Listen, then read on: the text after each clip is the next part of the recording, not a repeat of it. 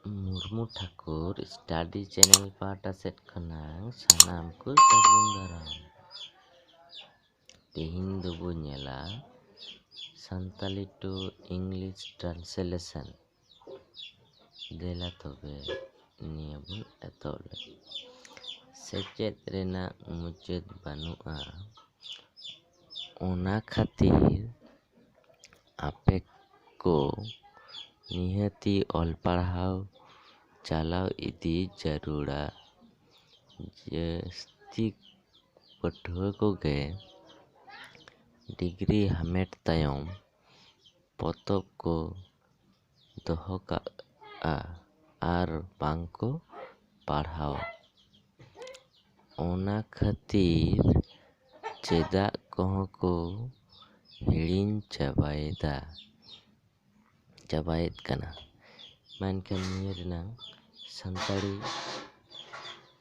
tebun Santali khonang English tebun koraw nyel lage.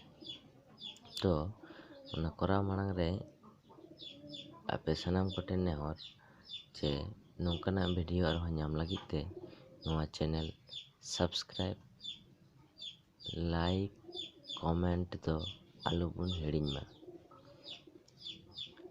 Ape kuwa like share comment ko tala tege ale ko arhon nongkana video le agu daria ape ko samang te.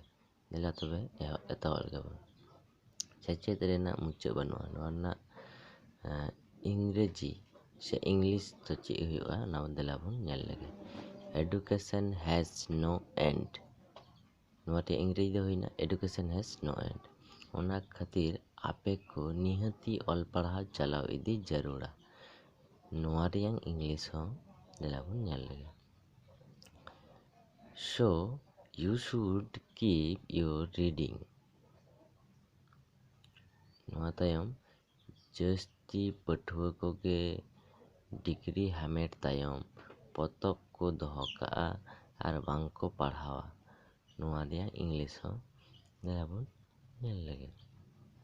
Many young men close their books when they have taken their degrees and learn no more.